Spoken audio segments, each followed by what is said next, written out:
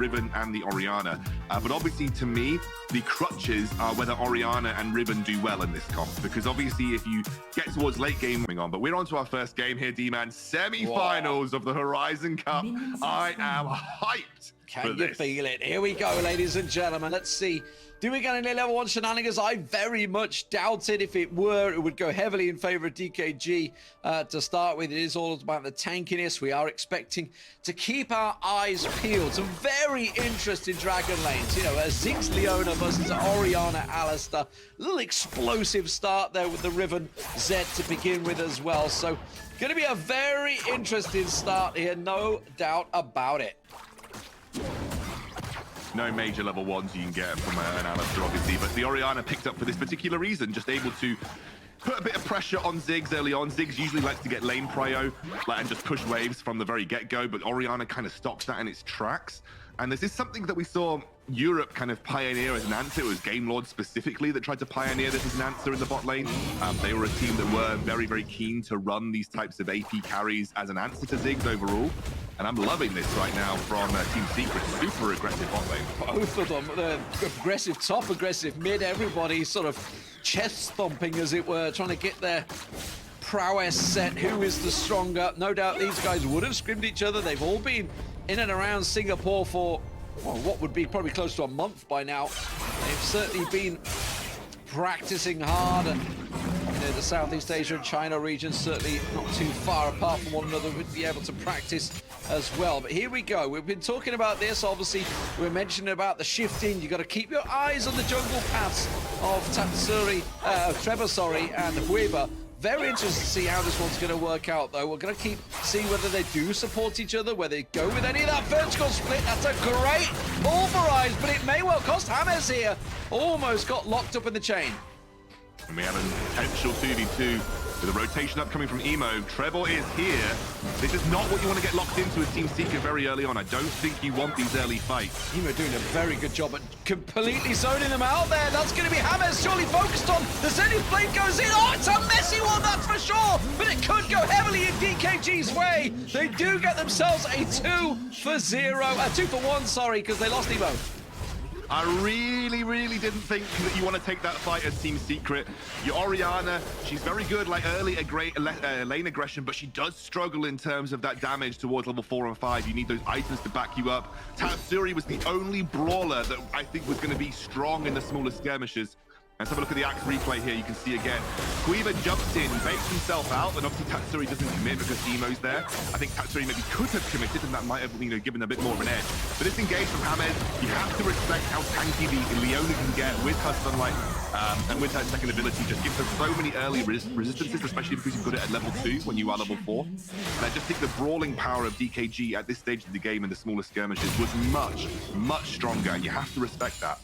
I feel that they thought, okay, we've got it in a 4v3, and just we're expecting Win to stay with the lane. I'm not too sure, but obviously up he came, got himself the quick kill, and helps himself out with the assist as well. So obviously gold still pretty much balanced between the two, because obviously there were other lanes still farming away, so nothing too critical or damning for either team yet, despite the 2-1 engagement. But here we go. This is where we ordinarily start to see our first team setup fight. 20 seconds to go. Rift Herald and of course the Dragon coming up. But at the moment, this Dragon lane is staying very proactive. And yeah, usually we'd have seen a rotation by now as well. Like we usually have seen like the Ziggs go towards the mid lane, and that would allow them to gain automatic mid lane priority, which allows you to then just move towards the objective that your team is posturing around. Haven't yet seen that, but it is now. Looks like it's happening. Looks like we're going to see Wind and Emo head towards that mid lane. So a little bit late to the punch on that rotation. And you've now seen Yo maneuver his way down the map. Look at this as well. This is a classic example of what Iraqi was talking about. Hueva's like, I'm never getting to those Krugs before they respawn, right? Yo, take them right now. Like, and by the time that I ever get to a point where I'm coming towards the Krugs, they might have respawned for me. They're making sure they're not losing any gold on the map. They are being so efficient by the way they distribute their gold between their carries. And that's something that I think DKG do better than any other team in the game right now.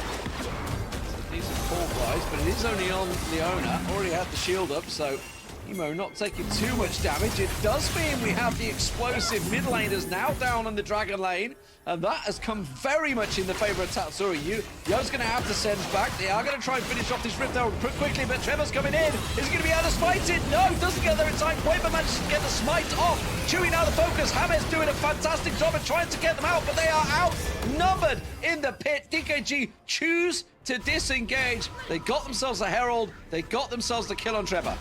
Yeah, just a little bit of an sort of out position there for Team Secret again.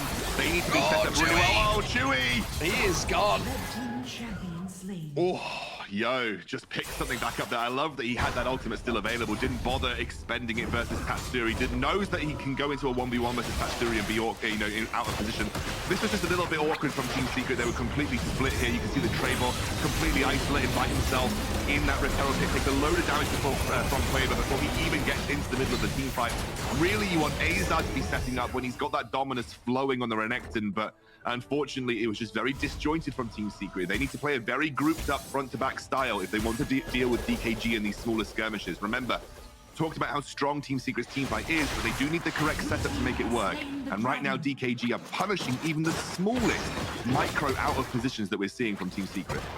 Yeah, just a little too late to the party. Weren't about to get involved in this one. And Quaver's doing a very good job at zoning out THANKYOU there, in and away from that bottom turret. So Dragon turret looks like it's going to go that way, but they are trying to group up and answer this Team Secret in and around the mid, but I feel they're just sort of chasing the game at the moment, trying to be reactive to what DKG do, not playing their own game, which may well cost them here.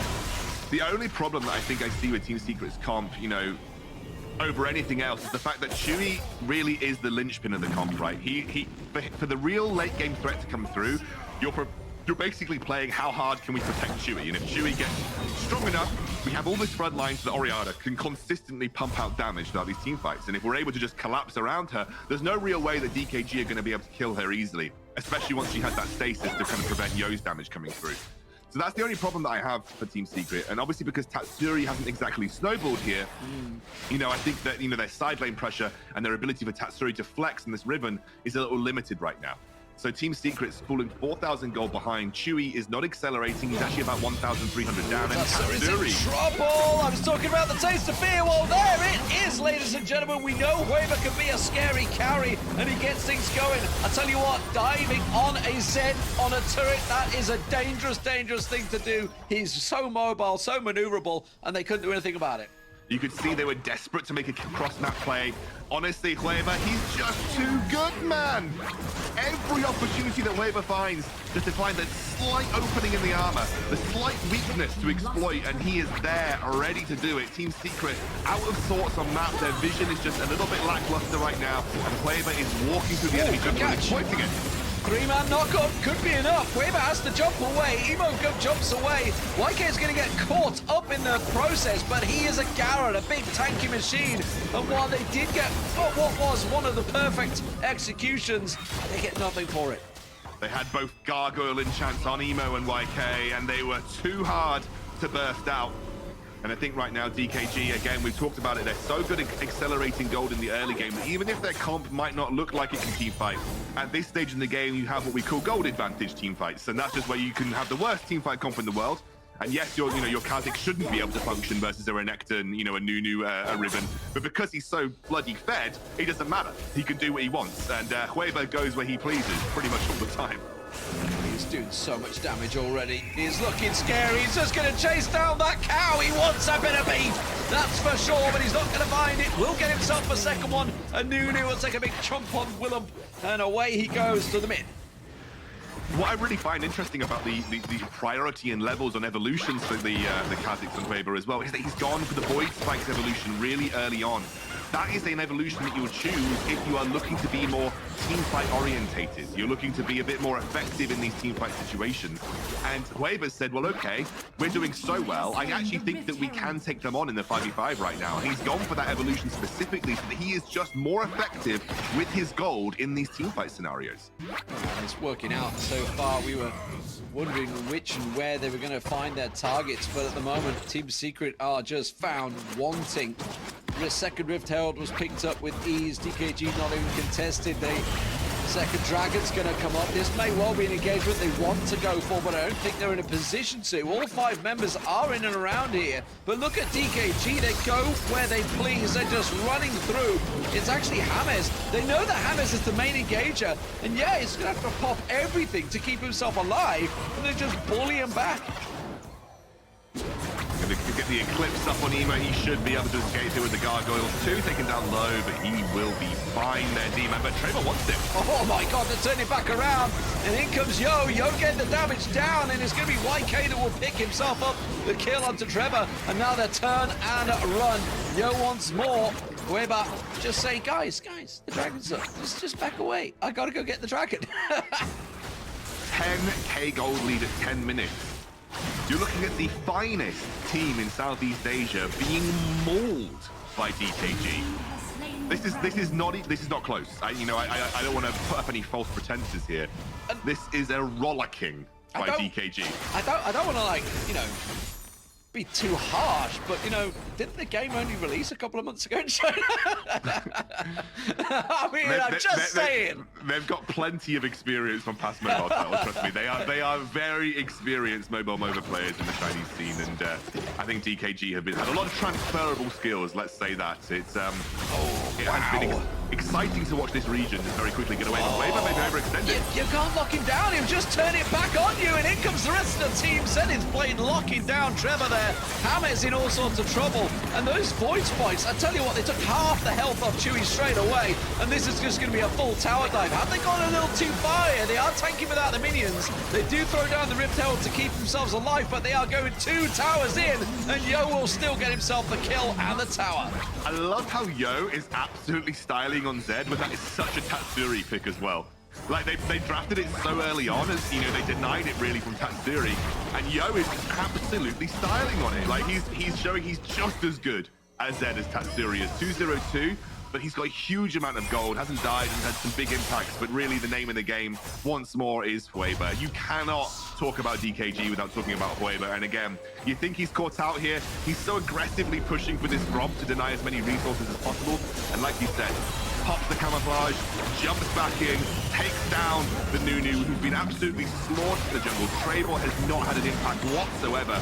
And as you mentioned, at this point, it's just massive gold advantage for DKG. They are so far ahead in item fights. They can do what they like in these team fights. Absolutely. It's just chasing now. They're having fun.